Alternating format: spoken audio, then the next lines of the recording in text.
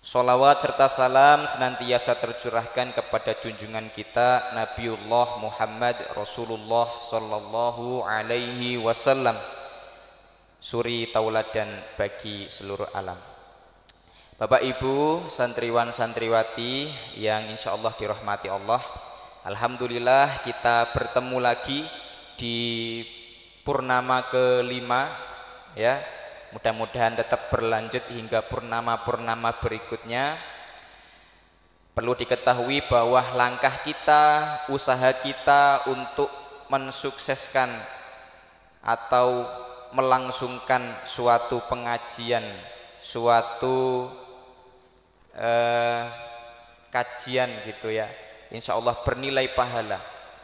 Sebagaimana hadis dari Rasulullah, man salaka thoriqan yaltamisu fihi ilman sahalallahu lahu bihi thoriqan ilal jannah. Jadi barang siapa menuntut ilmu, mencari suatu jalan menuju ilmu, maka insya Allah akan dimudahkan jalannya menuju surga. Jadi santriwan santriwati yang sedari sore tadi sudah membantu, insya Allah bernilai pahala. Termasuk teman-teman dari SON ini ya, yang sudah menata sejak siang tadi, insya Allah bernilai pahala. Serta semua yang ikut mensukseskan ya, nah, insya Allah. Baik, langsung saja kita akan dengarkan pengajian dari Kiai Rifki Rosyidi. Untuk itu mari kita mulai bersama dengan basmalah. Bismillahirrahmanirrahim. Allahumma inni as'aluka ilman nafi'a wa rizqan thayyiba wa amalan mutaqabbala. Rabbi zidni ilma warzuqni fahma waj'alani minas solihin. Kepada beliau Kiai Haji Muhammad Rifki Rosyidi LCMAG, kami persilahkan waktu secukup-cukupnya. Monggo Ustaz.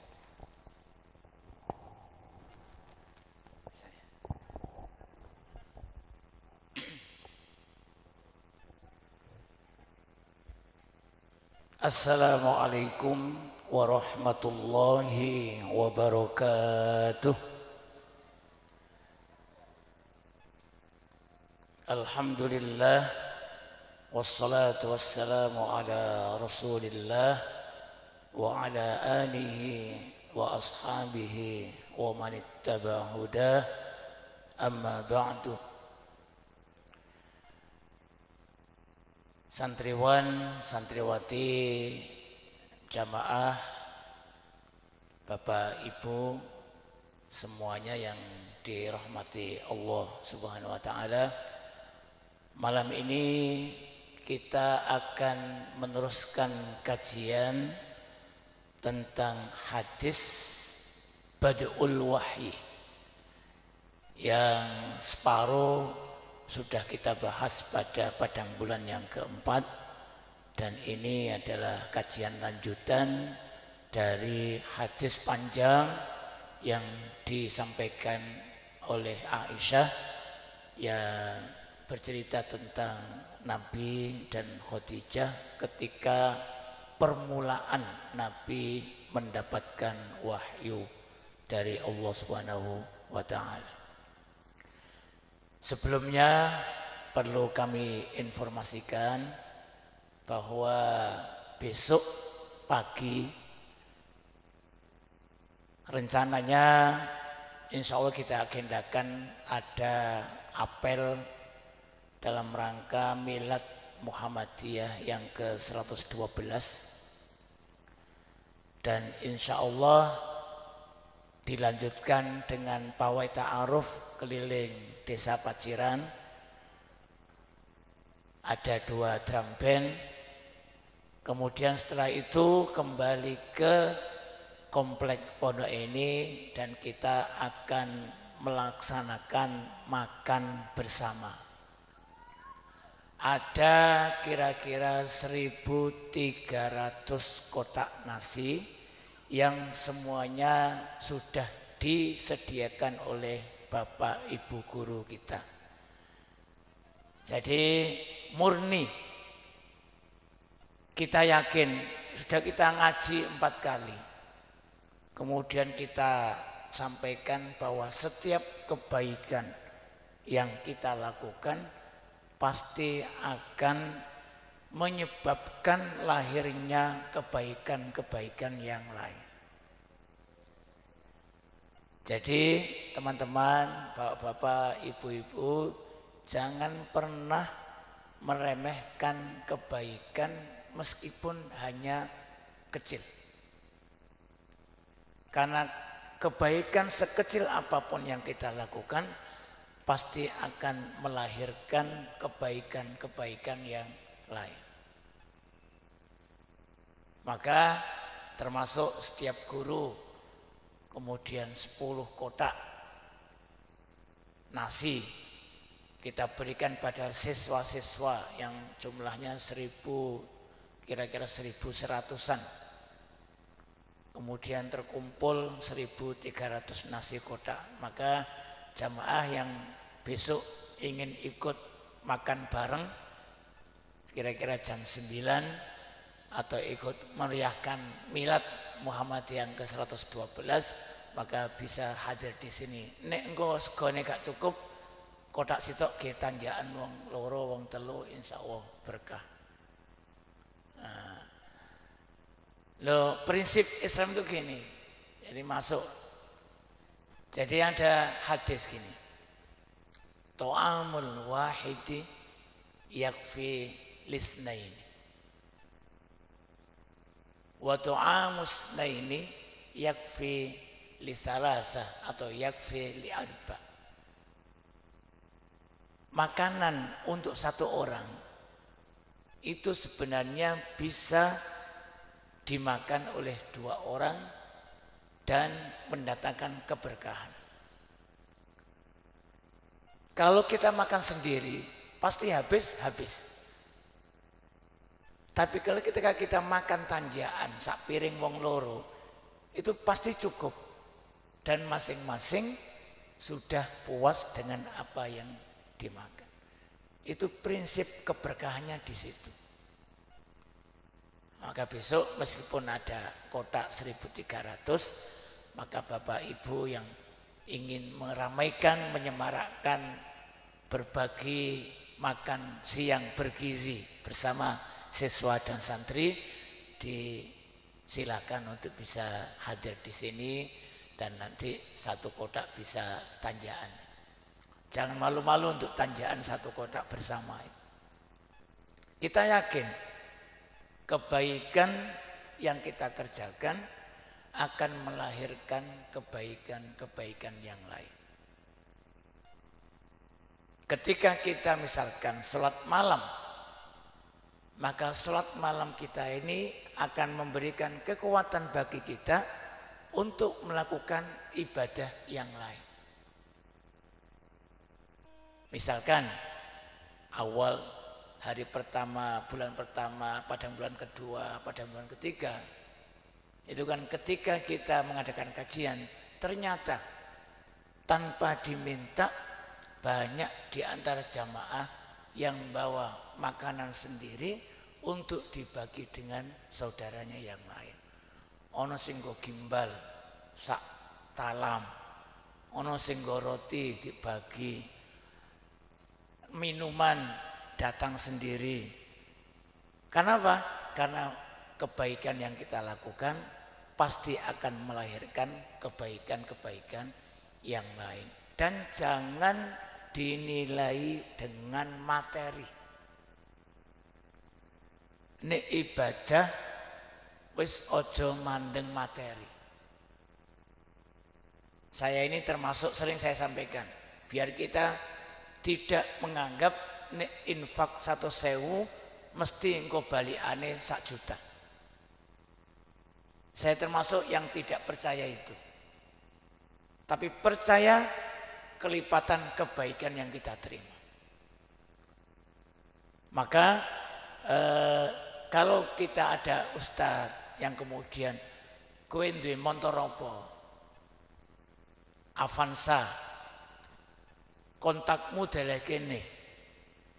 Ke pondok. Sesuk no omamu parkir Alphard. Itu saya termasuk yang tidak setuju. Tetapi ketika kita ikhlas beribadah seberapapun, maka Allah akan memberikan keberkahan dan pintu rizki yang kita sendiri tidak menduga. Bukan materinya, tapi mungkin kemudahan dalam melakukan kebaikan itu jauh lebih berharga daripada materi yang kita terima. Tetap satu kebaikan kita yakini akan diganti oleh Allah dengan 10 kali kebaikan, tapi bayangannya ojo bayangan berupa materi tunai. Meskipun kadang-kadang Allah juga bayar tunai. Jadi jangan kita ini tidak boleh menjadi seorang kapitalis ketika dalam beribadah.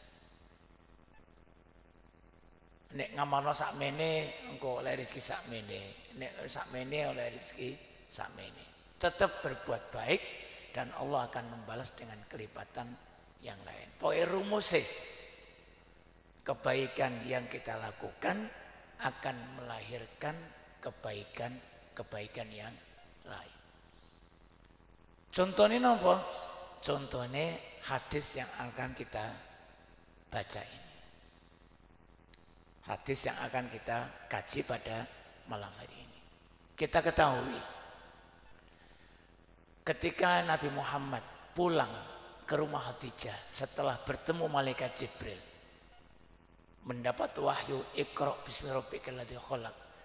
Itu kan Nabi khawatir, takut. Inni khasyitu ala nafsi. Saya khawatir terhadap keselamatan diri saya. Karena apa? Karena bertemu Jibril dalam bentuk aslinya. Bertemu Jibril dalam bentuk aslinya. Kemudian didekap, dirakut, dipeksa moco, padahal gak iso moco. Maka gemetar. Pulang ke rumah Khadijah. Ini khasyitu ala nafsi. Saya khawatir dengan keselamatan nyawa saya. Maka selimuti saya. Zammiluni.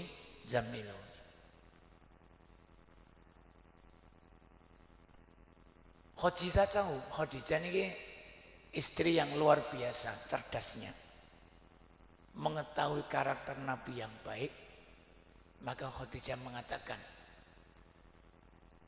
seringkasannya Nabi tidak akan terkena apa-apa, tidak akan pernah dicelakai siapa-siapa karena kebaikan-kebaikan yang pernah dilakukan selama hidupnya. Bahasanya itu wallahi ma yukhzikallahu abada. Demi Allah, wahai Muhammad,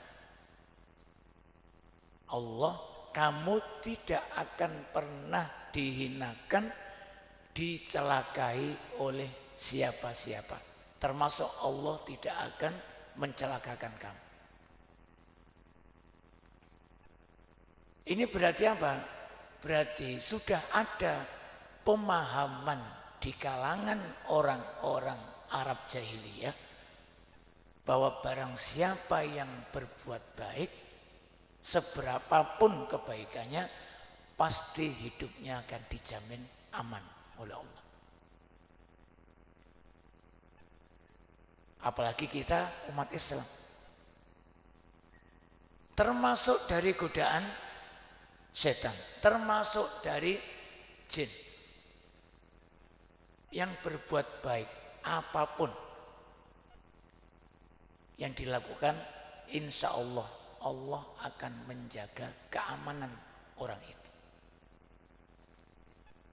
Yang kemudian sering saya sampaikan, dan ini menjadi kewajiban umat Islam, dan sudah mulai awal kita lakukan. Umat Islam kita ini tidak boleh lepas sehari pun dari membaca Al-Quran.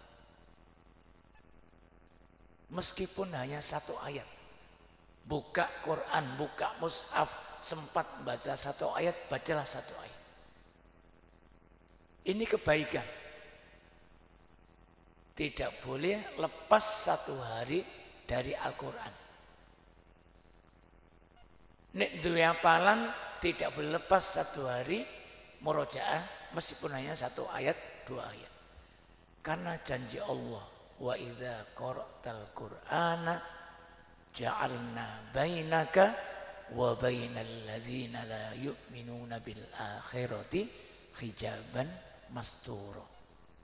Kalau kamu wahai umat Islam, wahai Muhammad membaca Al-Quran, maka kami akan buat perisai, tirai pemisah, pengaman antara kamu dan orang-orang yang tidak percaya dengan hari akhir ketika mereka ingin melakukan membuat tipu daya kepada keselamatan hidup. Ini rumus yang sudah diyakini oleh orang-orang jahiliyah. Apalagi kita, umat Islam harus yakin. Maka sedikit seberapapun kebaikan yang kita lakukan, kita harus memaksa diri untuk berbuat baik. Ini penting. Jadi Khadijah percaya, wallahi ma yuhzikallahu abada. Selamanya Allah tidak akan pernah mencelakakan kamu. Contoh lain, Abu Bakar radhiyallahu anhu. Dulu awal-awal hijrah, ini termasuk cerita sejarah ya, yang kemudian perlu kita ingat. Jadi perjuangan Nabi dan para sahabat itu tidak mulus langsung hijrah ke Madinah. Tapi ada upaya hijrah yang lain ke Habasyah. Habasyah itu Ethiopia yang terkenal dengan kekeringannya dulu, kelaparan, kemiskinan. Dulu Nabi itu ingin menyelamatkan para sahabat, mengajak pindah dari Mekah agar bisa beribadah dengan tenang. Sudah ada yang berangkat ke Habasyah. Abu Bakar itu ketika mau hijrah ke Habasyah, Mekah ke pantai itu kan jauh, karena pantainya ada di Jeddah, jalan kaki. Jadi ingin melakukan kebaikan supaya bisa beribadah dengan tenang pada waktu itu berat. Di Mekah dibully oleh orang jahiliyah, disiksa, diancam. Lah Abu Bakar ini mau hijrah, tapi oleh salah satu pemuka bangsa Quraisy, karena kebaikannya Abu Bakar, pemuka ini menjamin keselamatan. Kamu orang baik, banyak bersasa, banyak menolong. Nah, karena kebaikannya Abu Bakar itulah yang kemudian mendapat keamanan dari pemuka bangsa Quraisy. Orang Quraisy kafir, tapi menjamin Abu Bakar bebas beribadah di rumahnya tanpa diganggu oleh orang Quraisy yang lain. Karena apa? Karena kebaikan Abu Bakar. Dan begitu yang lain. Termasuk Nabi ini. Nah, kebaikan yang diandalkan oleh Khadijah apa? Kok Khadijah yakin Nabi tidak mungkin celaka? Dalam sebuah riwayat ada 5 kebaikan, dalam riwayat lain ada 6 kebaikan. Yang semuanya itu adalah bentuk kepedulian Nabi terhadap lingkungannya, terhadap warganya, terhadap tetangga-tetangganya, sanak saudaranya. Tidak ada yang terkait dengan ibadah individual. Tapi terkait terhadap keselamatan orang lain. Ini yang kemudian sering saya sampaikan terkait dengan semangat Al-Ma'un itu. Kalau kita lihat, ara'aital ladzi yukadzibu biddin. Yang mungkin sudah kita bahas pada beberapa pertemuan yang lalu. Tahu enggak kamu orang-orang yang mendustakan hari akhir? Artinya apa? Bahwa mafhumnya orang-orang yang imannya kuat kepada Allah itu tandanya ada di ayat lanjutannya itu. Tidak pernah menyia-nyiakan anak yatim. Tidak pernah memakan hartanya anak yatim. Tidak pernah memanfaatkan apalagi menghardik anak yatim. Yadu'ul yatim. Yang yadu'ul yatim berarti kan tidak beriman pada Allah. Yang kedua, yakhuddu ala tu'amil miskin. Ini yang menjadi prinsip kita. Berbagi kebaikan itu jangan pernah menunggu kita kaya. Kalau ada ustadz, ada kiai, ada penceramah yang mengatakan umat Islam harus kaya supaya bisa berbagi. Itu tujuan omongan itu bukan berbaginya, tapi kayanya. Jadi, nek wis kaya, berbaginya kan nomor 2. Berarti menafikan kondisi para sahabat. Para sahabat itu sing kaya, sing sugih piro. Tapi mereka tidak pernah kendor dalam berbagi. Kalau kemudian kita berbagi nunggu kaya, maka selamanya tidak akan berbagi. Tidak akan pernah berbagi. Karena apa? Karakter Bani Adam itu, kita manusia, yang diceritakan dalam hadis Nabi, seandainya umpamanya laukana Bani Adam diberi satu sungai aliran emas, maka pasti akan minta yang kedua. Diberi 2 aliran sungai emas, akan minta yang ketiga. Karena jiwa manusia tidak pernah puas dengan materi. Tetapi ketika kita punya karakter berbagi, punya harta seberapapun, pasti akan memaksa dirinya untuk berbagi. Contohnya apa? Ini sore yang saya sampaikan agar kita benar-benar meneladani karakter para sahabat. Agar kita meneladani karakter para sahabat. Orang Ansor itu kan digambarkan di surat Al-Hasyr. Wa yu'thiruna ala anfusihim walau kana bihim khasasah. Orang Ansor itu miskin, butuh, tapi lebih mementingkan untuk memenuhi kebutuhan orang-orang Muhajirin. Orang Ansor walau kana bihim khasasah, hidupnya melarat, sangat membutuhkan, tetapi prakteknya mereka lebih berpihak, lebih memilih untuk memenuhi kebutuhannya orang-orang Muhajirin. Orang Muhajirin itu miskin-miskin. Miskin orang Muhajirin itu. Karena apa? ketika hijrah ke Madinah itu tidak boleh membawa apa-apa oleh orang Quraisy. Ternaknya ditinggal, rumahnya ditinggal, hartanya ditinggal, pakaiannya ditinggal. Yang paling berjasa adalah orang Ansor. Tetapi meskipun orang Ansor juga banyak yang miskin, tetapi tidak menyebabkan mereka untuk tidak berbagi dengan orang Muhajirin. Maka bukan kayanya dulu, tapi karakter berbaginya dulu yang kita bangun. Ini yang kemudian dimiliki oleh Nabi.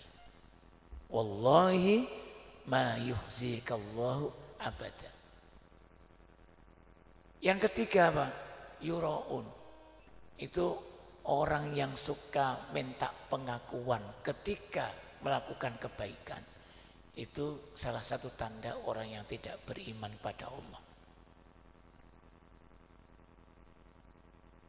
Yura'un, pamer, pamrih. Kemudian yamna'unal ma'un, apet. Nek pembantu koncone itu perhitungannya luar biasa. Ini semangat. Ibadahnya mau siji, sholat tok. Fawailul lil musallin alladzina hum an salatihim sahun.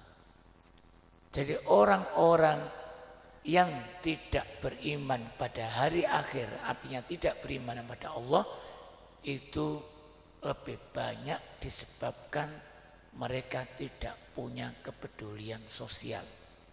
Lebih mementingkan kebaikan diri sendiri daripada memperhatikan nasib orang lain. Nabi itu pernah bersabda gini. Ketika bulan Ramadan, ini juga nanti kita bahas di temanya ya. Nabi pernah gini. Ramadan itu kan biasanya banyak orang itikaf, dan Nabi itu itikaf 10 hari penuh di bulan Ramadan, di 10 hari terakhir. Tapi masih mengatakan gini. Li'an akhruja fi hajati akhi. Kalau saya disuruh milih, bahasa kasarnya gini, iktikaf dan membantu menyelesaikan kebutuhan saudara saya, maka saya lebih memilih membantu menyelesaikan, memenuhi kebutuhan saudara saya daripada saya harus iktikaf 1 bulan penuh di Masjid Nabawi. Artinya kedudukannya lebih tinggi sebenarnya. Nah, inilah yang kemudian menyebabkan Khadijah yakin kebaikan Nabi terhadap lingkungannya itu yang menjamin Allah tidak akan pernah mencelakakan Nabi Muhammad. Kebaikannya apa? Pertama, ketika Khadijah mengatakan wallahi ma yukhzikallahu abada, itu kemudian menyebutkan satu persatu. Innaka latasilur rahim. Ini menurut Khadijah. Dan ini juga sesuai dengan sabda Rasulullah sallallahu alaihi wasallam. Kamu tidak akan celaka karena kamu orang yang selalu menyambung, menjaga ketersambungan silaturahim, hubungan kekerabatan. Pada akhir pertemuan kajian yang keempat, kita sudah singgung ini. Ar-Rahimu itu, Ar-Rahim itu adalah rahim yang ada di perut ibu kita semuanya. Jadi kekerabatan kita itu dihubungkan oleh perempuan. Jadi persaudaraan kita, nasab kita itu dihubungkan oleh satu orang perempuan. Maka tugas kita adalah menjaga semua yang masih terikat dengan nasab dan tali rahim ibu kita. Jadi silaturahim itu bukan kebiah uyah kita kumpul ini silaturahim. Itu adalah penggunaan makna yang lebih umum. Tapi kalau kemudian dibawa pada hadis ayat Al-Quran tentang silaturahim, kita ini wajib menjaga hubungan kekerabatan yang masih ada ikatan keluarga, masih terikat dengan satu rahim seorang wanita. Maka yang masih punya bapak, yang masih punya ibu, jaga baik-baik hubungan dengan orang tua. Yang masih punya saudara, yang masih punya kerabat, ponaan, dan jaga hubungan baik dengan semua kerabat yang masih satu nasab dengan kita. Ibu itu adalah rohnya keluarga. Kita akan merasakan rumah itu tidak ada rohnya ketika ibu kita sudah tidak ada. Rumah itu tidak ada rohnya ketika ibu kita sudah tidak ada. Maka jaga baik-baik. Yang masih punya ibu, hormati, dengarkan kata-katanya. Ini juga tapi silaturahim umum, terutama yang masih ada hubungan waris dengan kita. Allah sampai mengatakan di surat An-Nisa, wattaqullahal-ladzi tasaaluna bihi wal arham. Takwalah kepada Allah dalam satu tafsir, dan waspadai jangan sampai hubungan kekerabatan kamu terputus. Tetapi orang yang terbaik adalah orang yang bisa mempertahankan atau menyambung hubungan silaturahim dengan kerabat. Bisa berupa kadang berikan uang jajan pada ponaan, itu masuk silaturahim. Titip salam, itu silaturahim. Atau berkunjung, itu silaturahim. Meskipun upaya kita untuk menyambung tidak ditanggapi mungkin oleh saudara kita, maka kita berarti sudah berupaya. Hasilnya kita tidak dituntut. Tapi ketika kita berupaya untuk menjaga kedekatan dan hubungan silaturahim jangan sampai terputus, maka kita sudah beribadah dalam silaturahim ini. Silaturahim itu ibadah. Berarti yang memutus hubungan silaturahim itu berarti memutus ibadah. Innaka latasilur rahim. Dan silaturahim ini bisa merubah takdir.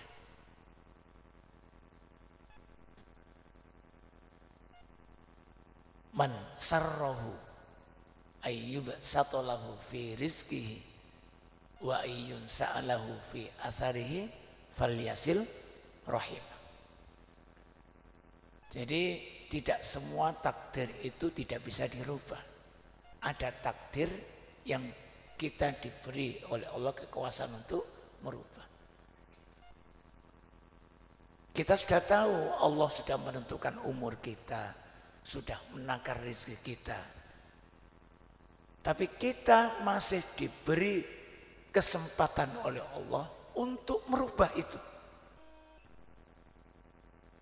Dan hadis tidak mungkin menyalahi aturan Allah. Barang siapa yang ingin dipanjangkan umurnya, dilapangkan rizkinya, falyasil rahimahu, maka hendaklah dia menyambung tali kekerabatan yang sudah terputus. Falyasil rahimahu. Jadi menyambung menjaga kekerabatan itu. Itu salah satu cara agar kita bisa merubah yang asalnya rezeki kita dibatasi oleh Allah, maka dengan semangat menghubungkan tali silaturahim, maka Allah akan membuka keran rezeki-rezeki yang lain.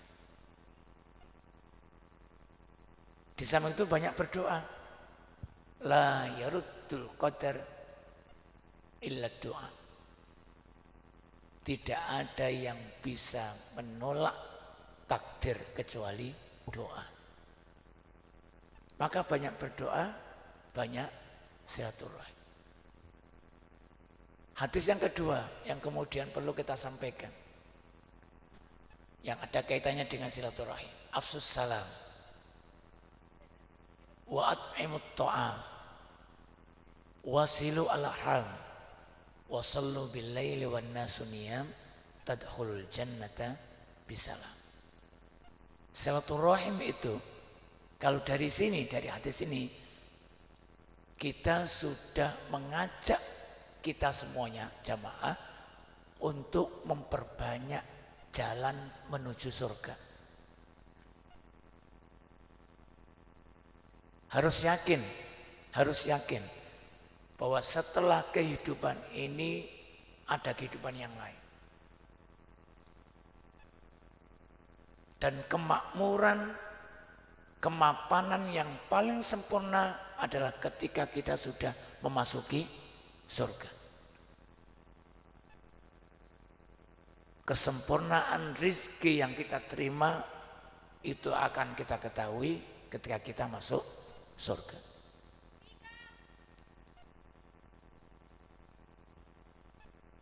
Ada apa?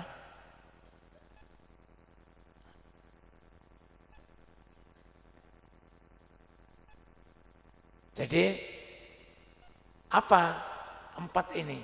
Pertama adalah afsus salam. Afsus salam itu bukan hanya sekedar mengucapkan salam. Dan saya juga tidak termasuk ustadz-ustadz yang ketika saya mengucap salam, kemudian jamaah ada 1-2 saja yang menjawab, kemudian kok kurang semangat, ulangi lagi. Saya termasuk yang dia itu. Karena jawab salam itu boleh diwakili oleh 1-2 orang. Tidak mesti harus semangat, karena jawab salam itu fardu kifayah. Tapi sebenarnya menjawab salam itu kebaikan. Dan Allah hanya memberikan rizkinya kebaikan itu kepada orang-orang yang dipilih. Maka yang menjawab salam itu adalah orang-orang yang terpilih, digerakkan oleh Allah untuk menjawab salam. Tapi tidak mesti harus semuanya. Maka meskipun saya dimanapun, ketika saya memberikan kajian dan yang menjawab salam hanya sedikit, saya berdepan pada hadis. Yujzi'u anil jama'ati idza marru ayyusallima ahaduhum wa yujzi'u anil jama'ati ayyarudda ahaduhum. Cukup kalau ada satu jamaah komunitas ketemu dengan komunitas yang lain, satu saja yang menyampaikan salam itu sudah mewakili semuanya. Begitu pula yang jawab yujzi'u anil jama'ati ayyarudda ahadum. Cukup satu saja yang jawab sudah cukup. Kalau tidak jawab dosa semuanya. Kalau satu jawab berarti sudah cukup. Namanya fardu kifayah.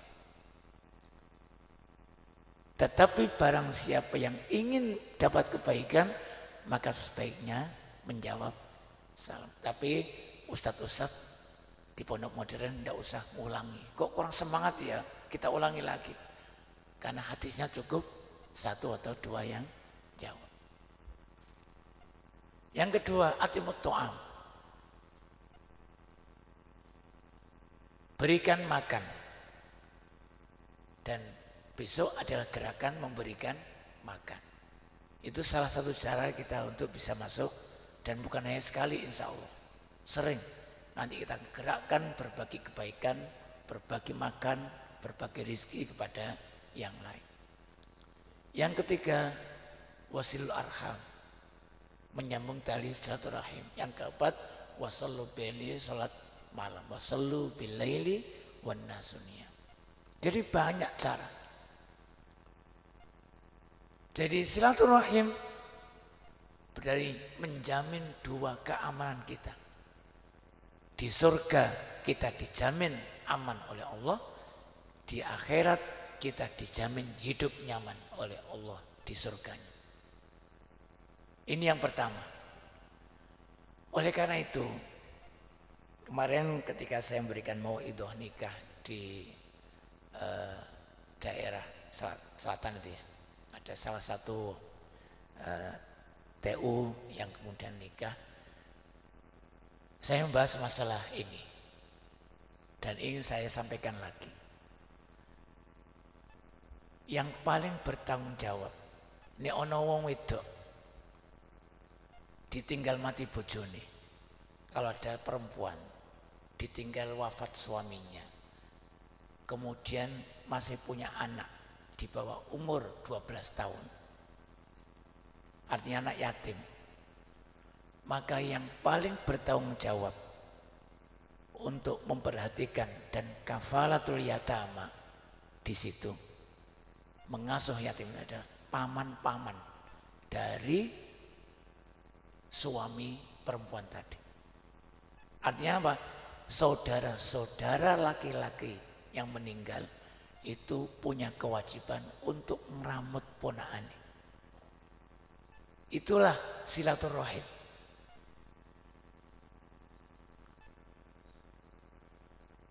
Jadi bukan berarti orang duwe sopo-sopo anak yatim itu.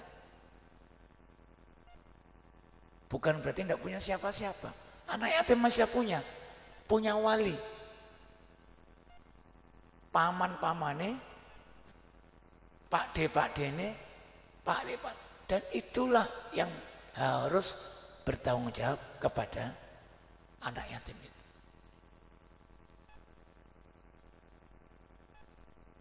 Itu kafalatul yatama. Jadi kafalatul yatama itu artinya ngeramut uripe. Mulai mangane, mulai sekolah, kehidupannya, pendidikannya, itu namanya kafalatul yatama. Kalau bukan bersama anak yatim, itu hanya menyantuni, bukan kafalatul yatama. Ini harus difahamkan. Anak yatim itu, agar yang punya pakde-pakde, paman-paman, bibik-bibik yang masih punya ponakan yatim, ini bisa memperhatikan. Yang namanya hadis ana wa kafirul yatimi fil jannati hakadha. Kafirul yatim itu bukan hanya nyantuni, memberikan zakat, memberikan infak kepada anak yatim itu, tapi ngurus uripe, ngarahkan pendidikannya, manajemen keuangannya. Anak yatim itu kan dapat uang. Anak yatim kan dapat uang, biasanya dikasih orang. Ramadan dapat amplop. Maka nek dua ibu, sakjane ibune ini tidak boleh menghabiskan uang anaknya, itu tidak boleh. Karena itu hak anak. Hak anak. Jadi itu hak anak. Lah kafarnya nek kafaratul yatama berarti paman-pamane bibin itu kudu ngajari anak yatim itu piye ngelola duit sing apik. Aja jajan kabeh. Ditabungno. Lah mengarahkan nabung Itulah namanya salah satu bentuk kafalatul yatama. Sehingga Umar mengatakan gini, ibtahu malal yatimi la ta'kuluh shadaqah. Kembangkan, atur keuangan anak yatim supaya anak yatim itu hartanya tidak habis dimakan oleh sedekah. Anak yatim itu tidak masuk penerima zakat.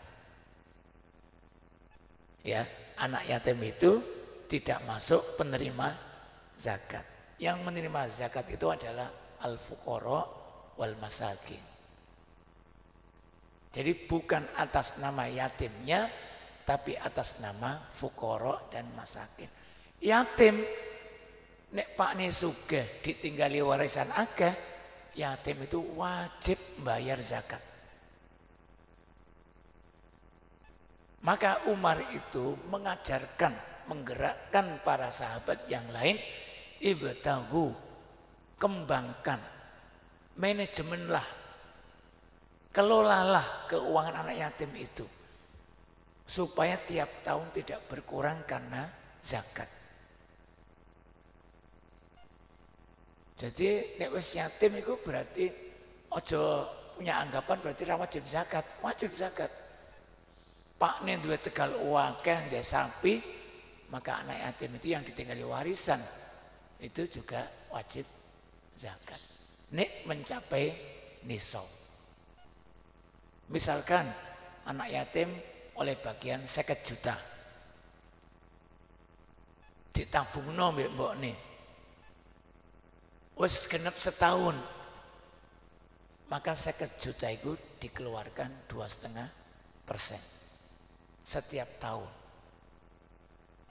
Lah nek tidak dikembangkan, tidak diarahkan mengelola keuangan, maka uang itu akan habis dan nanti besar tidak punya modal untuk usaha.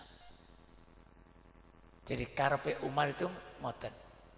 Maka berapapun dapat amplop anak yatim itu, maka orang-orang yang ada di sekitarnya, paman-pamane, BPUBE, wajib mengelola, mengarahkan keuangan anak yatim itu. Oleh karena itu banyak di antara kita yang memakan harta anak yatim itu akeh.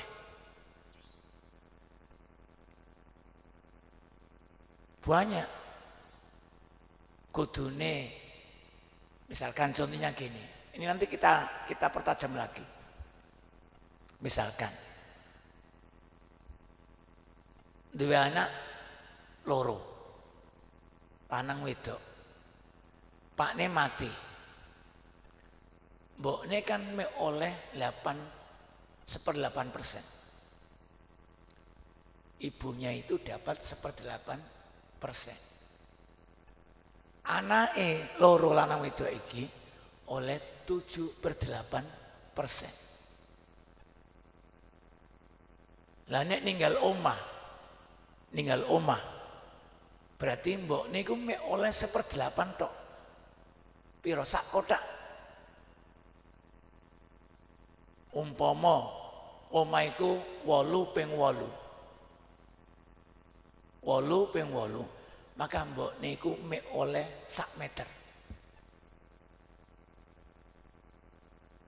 Anake oleh bagian sisane. Mari ngono mbokne rabi. Manggon kono. Berarti kan itu menempati rumah anaknya. Kadang anaknya terusir. Maka termasuk mengambil alih hak anak yatim. Jangan dikira ibu-ibu tidak pernah makan anak yatim meskipun ngerawati anak yatim. Nah, pemahaman inilah yang kemudian gara-gara seperti itulah banyak yang kemudian putus hubungan kerabatan gara-gara kita tidak ngopeni anak yatim atau kemudian hanya mikirkan rebutan warisan saja. Ini yang pertama. Innaka latasilur rahim. Yang kedua, apa yang dilakukan Nabi? Watahmilul kalla. Watahmilul kalla. Kesenangan Nabi, hobinya Nabi yang selanjutnya itu suka memikul beban orang lain, menanggung beban orang lain. Suka meringankan beban orang lain. Al-kal itu beban. Semangatnya apa? Semangatnya kita dianjurkan untuk tidak menjadi beban orang lain. Sejak kecil Nabi ditinggal wafat oleh bapaknya, lahir yatim. Umur 6 tahun, 8 tahun ibunya meninggal. 2 tahun ikut mbahnya meninggal. Kemudian ikut pamannya.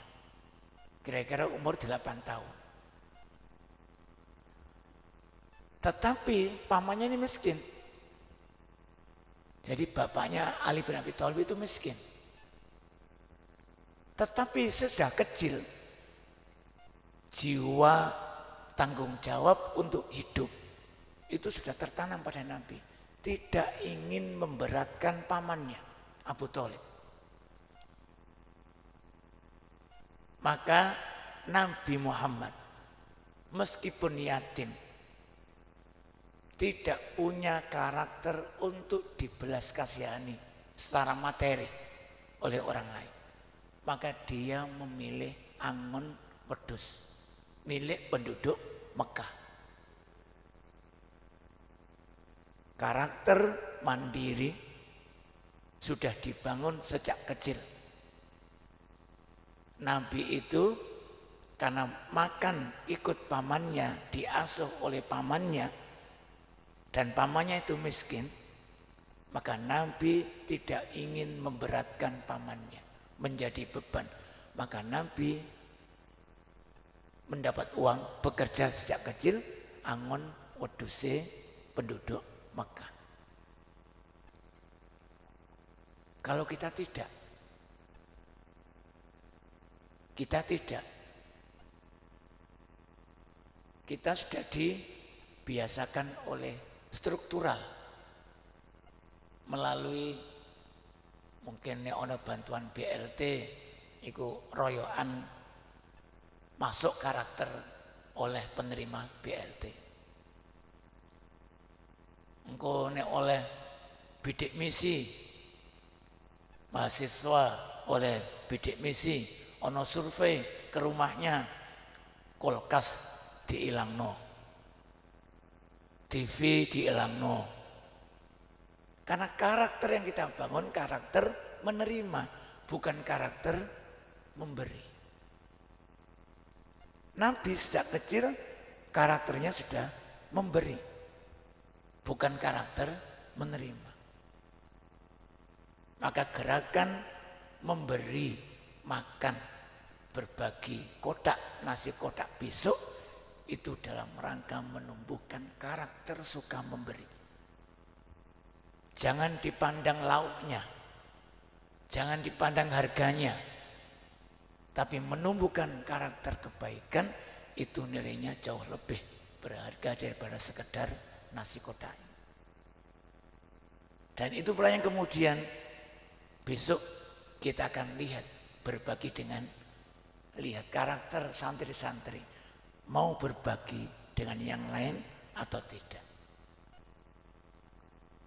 Nah, Nabi sudah seperti itu. Tahmilul kal, menanggung beban orang lain.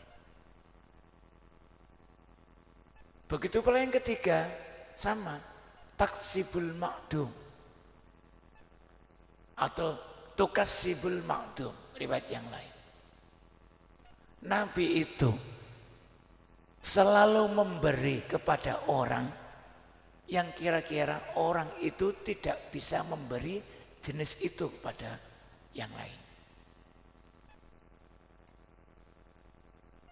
Ketika kita orang yang lain tidak bisa, maka Nabi memaksa dirinya untuk bisa. Taksibul ma'dum. Ini yang dikembangkan dalam Islam.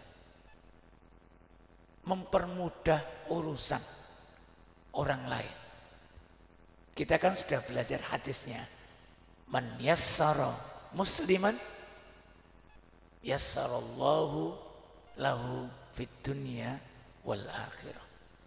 Barang siapa yang memudahkan urusan umat Islam, maka Allah akan memudahkan urusannya di dunia dan di akhirat. Man satara musliman satarallahu lahu fid dunya wal akhirah. Barang siapa yang menutupi aib kekurangan seorang muslim, maka Allah akan menutupi aibnya dan menyempurnakan kekurangannya di dunia dan di akhirat. Man farraja kurban. Barang siapa yang meringankan beban tanggungan orang lain, maka Allah akan meringankan beban tanggungannya di akhirat dan akan mengganti dengan kebaikan-kebaikan yang lain. Dan ini harus diyakini.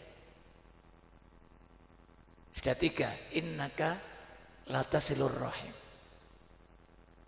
Kemudian watahmilul kalla, menanggung beban orang lain. Yang keempat, wa taksibul ma'dum, kita taksibul ma'dum.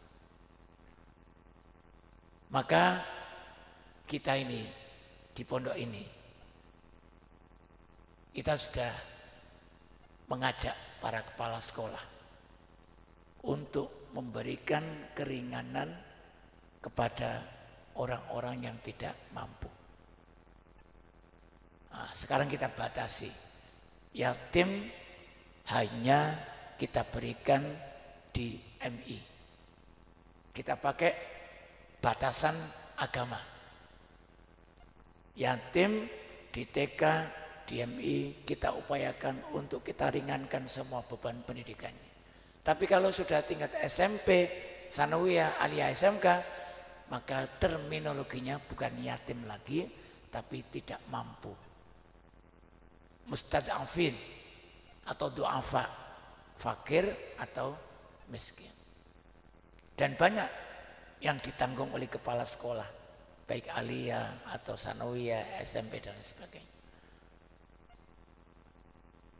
Akhir tahun ketika anaknya kemudian ibunya tidak mampu bayar, ada 11 juta, ada 15 juta, ada 12 juta. Ya piye wong ra iso bayar.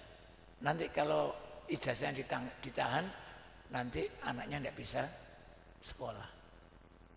Maka mudah-mudahan ketidakmampuan orang-orang bayar SPP-nya di pondok, maka Allah akan mengirimkan orang lain untuk menanggung beban-beban itu, meskipun kita tidak minta.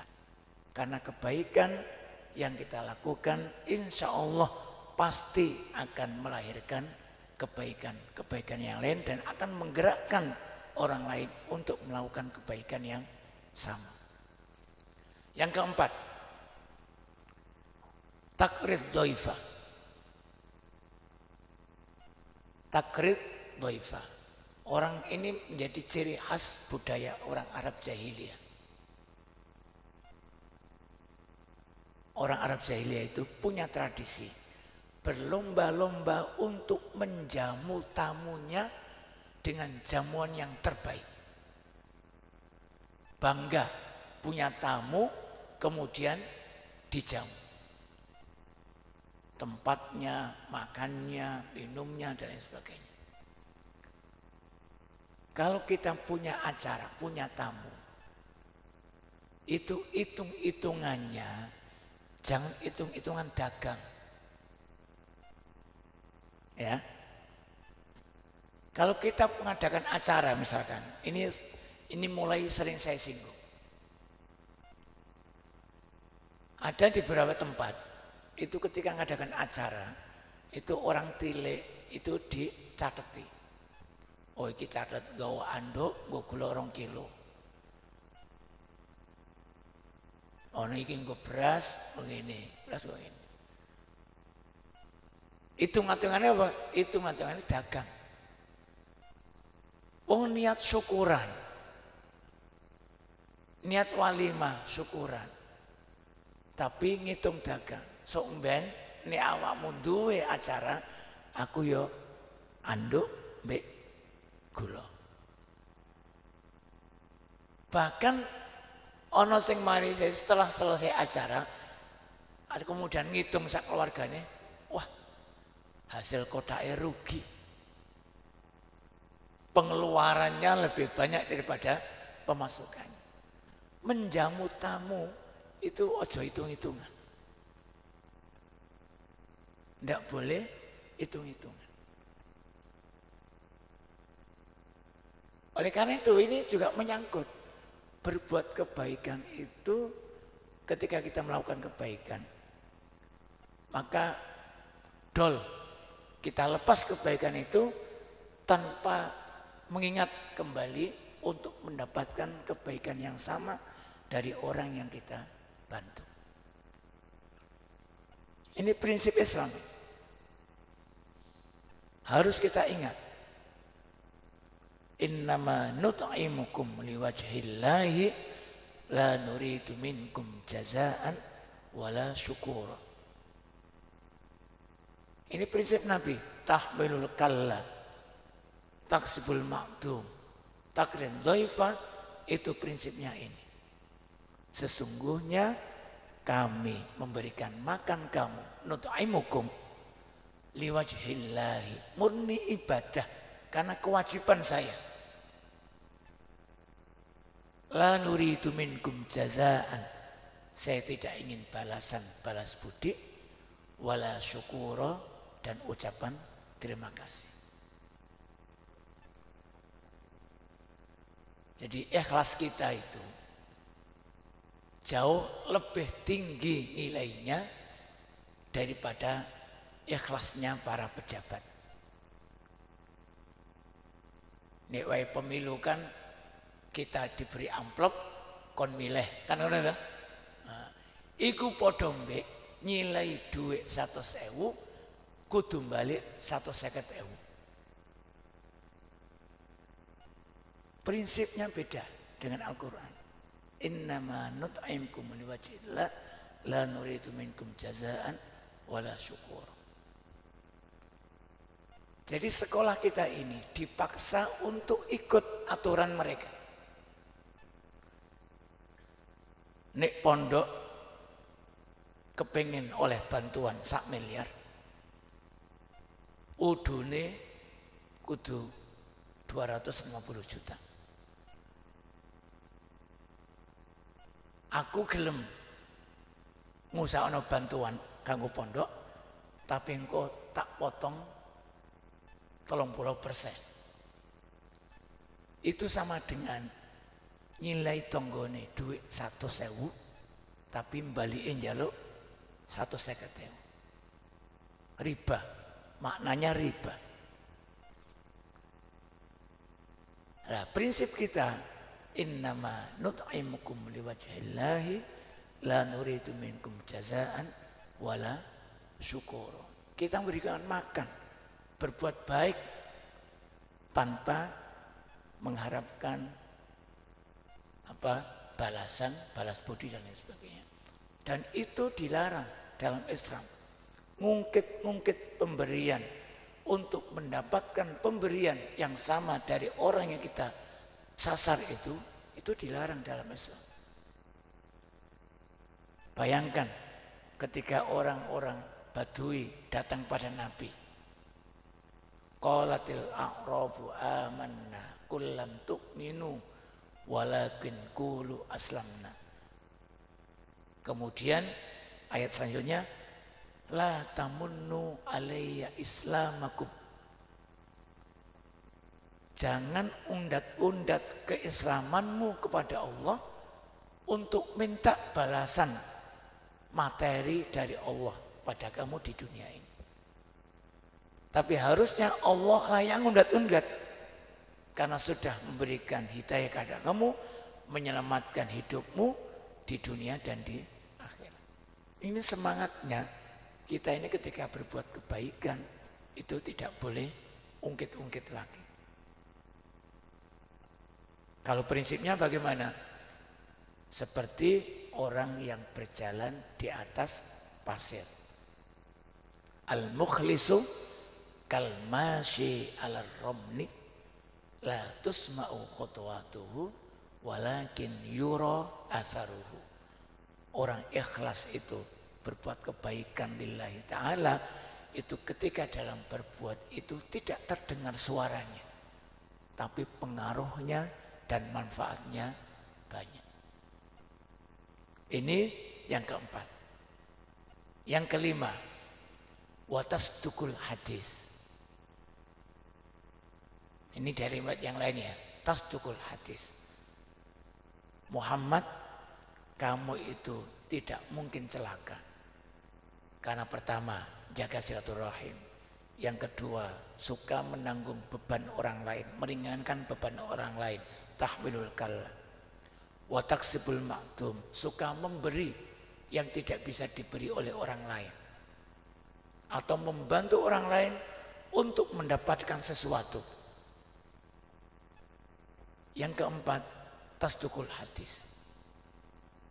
Karena kamu selama hidupmu tidak pernah berbohong sama sekali. Maka Nabi sejak kecil itu sudah mendapatkan gelar Al-Amin. Gelar Al-Amin itu bukan didapat Nabi ketika sudah menjadi Rasul, tapi sejak kecil.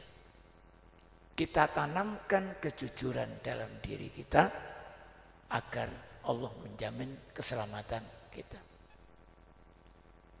Kita ingat satu hadis. Alaikum bisidqi.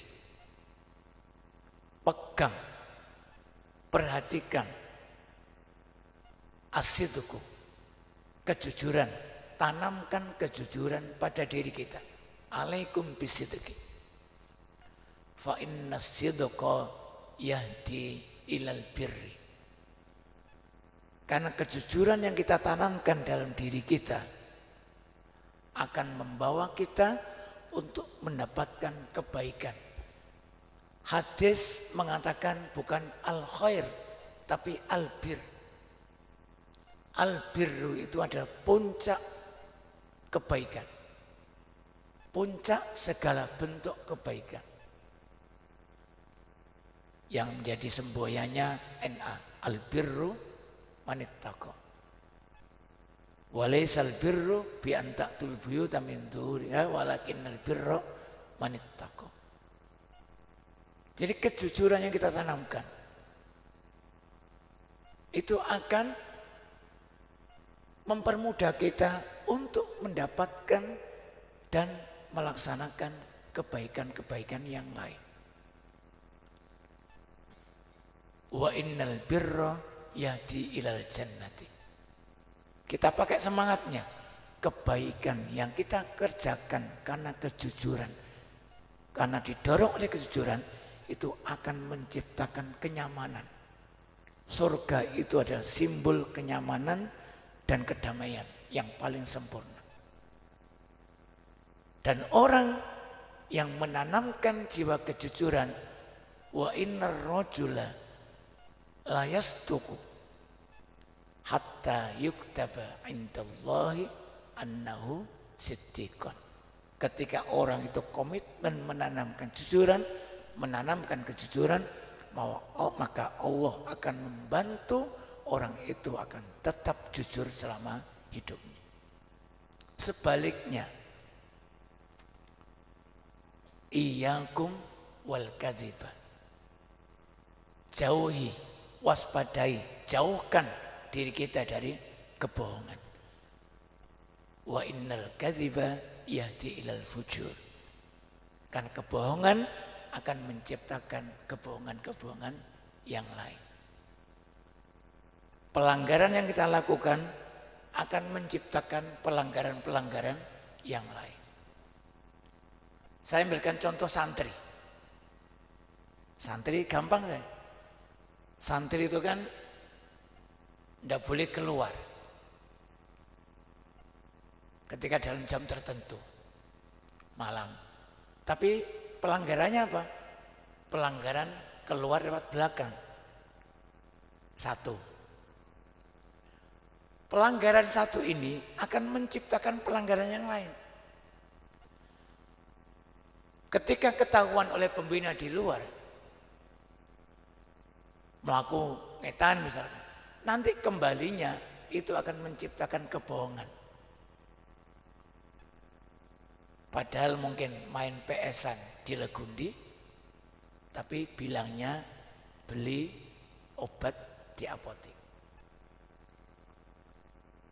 Ketika meninggalkan sholat, kebohongan satu akan menyebabkan pelanggaran-pelanggaran yang lain. Tapi kejujuran yang satu akan menimbulkan kejujuran yang lain. Wa iyyakum wal kadhiba fa innal kadhiba yahdi ilal fujur. Kebohongan yang kita lakukan akan menciptakan kejahatan, puncak dari kejahatan. Al-fujur itu puncak kejahatan. Wa innal fujura yahdi ilan nar. Dan neraka itu adalah tempat simbol, tempat yang paling tidak nyaman, tidak betah. Dan kalau kemudian kita tetap menjaga ketidakjujuran, maka Allah akan menciptakan karakter, nyetempel kita dengan karakter al-kadhiba itu. Wa innar rajula la yakdzibu hatta yuktaba indallahi annahu kadzdzab. Maka tasdukul hadis inilah yang menjadi penyebab Nabi dijamin aman oleh Allah Subhanahu wa taala. Yang ketiga, yang terakhir, yang keenam adalah wa tu'inu ala nawaibil haq. Nabi itu suka membantu terwujudnya kebenaran-kebenaran dan kebaikan-kebaikan yang lain. Mempermudah orang lain untuk melakukan kebaikan. Bayangkan, misalkan contoh saja. Ketika ada orang Badui, dan ini kan sering kita ceritakan. Ada orang Badui yang datang pada Nabi. Ya Nabi, kewajiban saya dalam Islam apa? Nabi mengatakan, ya sholat 5 waktu. Syahadat pertama, karena itu menjadi asas. Sholat 5 waktu, tidak ada kewajiban yang lain selain itu. Puasa Ramadan, tidak ada kewajiban lain selain itu. Maka kemudian orang Badui itu mengatakan, wallahi atau walladzi nafsu Muhammadin biyadi, atau wallahi, sumpahnya orang Arab itu seperti itu. La azidu wala anqus. Saya tidak akan menambah dari kewajiban dan tidak akan mengurangi. Jadi pas-pasan. Tapi Nabi mengatakan dakhala jannata in sadaq atau aflaha in sadaq. Atau dalam ayat yang lain, kalau kamu ingin melihat ciri-ciri orang yang masuk surga, maka lihatlah orang ini. Jadi mudah. Allah mempermudah urusan. Dan suka menegakkan kebenaran di tengah-tengah masyarakat. Bayangkan misalkan, kita sudah pernah dapat cerita. Mekah banjir. Jadi Mekah banjir itu dari dulu. Jangan dikaitkan dengan kepemimpinan sekarang ya. Karena itu lembah yang paling rendah. Mekah banjir itu dari berkali-kali banjir. Berkali-kali Ka'bah rusak karena banjir. Dan ketika Nabi masih muda pada waktu itu. Itu kan Mekah banjir, Hajar Aswad pindah dari tempatnya. Pindah dari tempatnya. Diundilah oleh orang-orang Arab, barang siapa yang nanti malam masuk masjid lebih dulu, maka dia yang berhak untuk membawa Hajar Aswad dari tempat menuju ke tempatnya. Yang masuk duluan Nabi Muhammad. Kalau Nabi hanya memikirkan dirinya sendiri, apa susahnya Nabi mengangkat sendiri Hajar Aswad? Tapi agar ketentraman, kedamaian, kenyamanan lingkungan masih tetap ada di orang Arab, maka Nabi kemudian mengajak pemuka-pemuka suku pada waktu itu untuk mindah bareng-bareng. Digelar kain besar, kemudian Nabi menaruh Hajar Aswad di tengah kain itu, dan ketua-ketua suku, pembesar suku kemudian dipanggil untuk megang ujung kain itu. Sebuah tindakan yang bijak, tidak memikirkan dirinya sendiri, tapi memikirkan kenyamanan orang banyak. Kalau ada orang baik, jangan dihalang-halangi, tapi dipermudah. Maka kemarin kita sudah bahas tentang surat Al-Mujadilah. Ya ayyuhalladzina amanu idza qila lakum tafassahu fil majalisi fafsahu yafsahillahu lakum wa idza qila anshuzu fansuzu yarfa'illahu alladzina amanu minkum walladzina utul ilma darajat. Ayat idza qila lakum tafassahu fil majalisi fafsahu, kemudian setelahnya ada yarfa'illahu alladzina amanu minkum walladzina utul ilma, itu ada semangatnya. Semangatnya apa? Permudahlah jalan bagi anak-anak kita atau orang lain untuk menuntut ilmu. Tafassahu, kalau ada majelis maka berikan kesempatan orang lain untuk bisa menikmati majelis itu. Kalau kita tidak membantu dengan materi, minimal ada orang lain yang kita harapkan bantuannya. Ada tetangga yang tidak sekolah gara-gara tidak bisa bayar SPP dan kita tidak mampu membantunya, maka kita ngajak orang lain yang bisa untuk membantu tetangga kita itu. Berbuat baik tidak harus nunggu kaya. Tapi ketika kita punya kemampuan, kemauan untuk berbuat baik, maka jalannya pasti banyak. Tidak bisa materi dengan doa, tidak bisa sendiri ngajak orang lain. Semangat la yahuddu ala tu'amil miskin, tidak menganjurkan untuk memberikan makan orang miskin. Itu ketika kita tidak punya, tapi menjadi perantara orang lain untuk memberi. Artinya berbuat baik tidak nunggu kita punya harta banyak. Nah, keenam sifat tadi, innaka latasilur rahim wa tahmilul kallah wa taksibul ma'dum wa takrid dhaifa wa tasdukul hadis wa tu'inu ala nawaibil haq. Ini semua adalah sifat Nabi yang berkaitan terhadap perhatian sesama lingkungannya.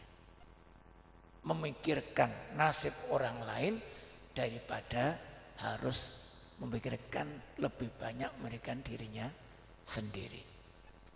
Lah, tema milad menghadirkan kemakmuran untuk semua, menghadirkan kemakmuran untuk semua, itu adalah penekanan bahwa kita harus lebih banyak bermanfaat kepada orang lain daripada lebih memikirkan diri sendiri. Kita diajak oleh Muhammadiyah, diajak oleh bapak-bapak kita untuk lebih memberikan kemanfaatan, memikirkan lingkungan hidup kita yang lebih luas daripada memikirkan kesolehan diri kita sendiri. Fasan yassiru lil yusra, itu sebelumnya ada saddaqa bil husna. Allah akan memudahkan kehidupan kita di dunia dan di akhirat kalau kita punya dasar keimanan yang benar. Saddaqa bil husna. Dan keimanan kita inilah yang akan mendorong aqta wattaqa. Orang yang memperhatikan lingkungannya, mudah berbagi, mudah meringankan beban orang lain, wa ittaqa, dan juga ibadah kesolehan sendiri. Tapi jangan memikirkan orang lain, dirinya lupa tidak ibadah. Kita perbaiki diri kita, juga memperbaiki orang lain. Perhatikan keluarga terdekat kita, kemudian memperhatikan orang lain. Ibda biman ta'ul, berdayakan. Buatlah mereka berdaya mandiri, orang-orang yang menjadi tanggungan kita dulu. Baru kemudian kita menyelamatkan dan membantu orang lain. Mudah-mudahan sudah jam 9, jadi sudah 1 jam lebih kita ngaji. Mudah-mudahan kisah tentang awal mula Nabi menerima hijrah, kemudian sifat-sifat yang ditanamkan oleh Khadijah kepada kita melalui kehidupan Nabi, benar-benar bisa kita teladani untuk menciptakan kenyamanan di lingkungan kita. Suka berbagi itu adalah karakter Nabi, dan itu menunjukkan kualitas keimanan kita semuanya. Mudah-mudahan kita dimudahkan oleh Allah untuk beribadah dan untuk menyelamatkan kehidupan orang lain. Khairun nasi anfa'uhum linnas. Sebaik-baik manusia adalah yang banyak memberikan kemanfaatan orang lain, tapi jangan mengorbankan kehidupannya sendiri. Nasr minallah wa fathun qarib wa basyiril mu'minin. Mudah-mudahan acara kita besok sukses dan tumbuh dalam hati kita untuk mudah berbagi dan tersentuh dengan keadaan orang lain. Kurang lebihnya mohon maaf. Mudah-mudahan ilmu kita bermanfaat dan kita diberi kekuatan untuk selalu berbuat baik kepada siapa saja, terutama menyelamatkan keluarga kita sendiri. Wassalamualaikum warahmatullahi wabarakatuh.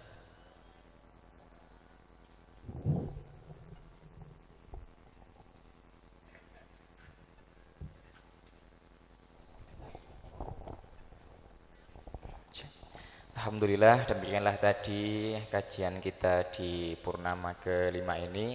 Terima kasih, syukron wa jazakumullahu khairan katsira kepada seluruh jamaah yang sudah hadir.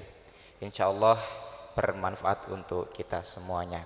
Kita akhiri dengan doa kafaratul majlis. Subhanakallahumma wa bihamdika asyhadu an la ilaha illa anta astaghfiruka wa atubu ilaih.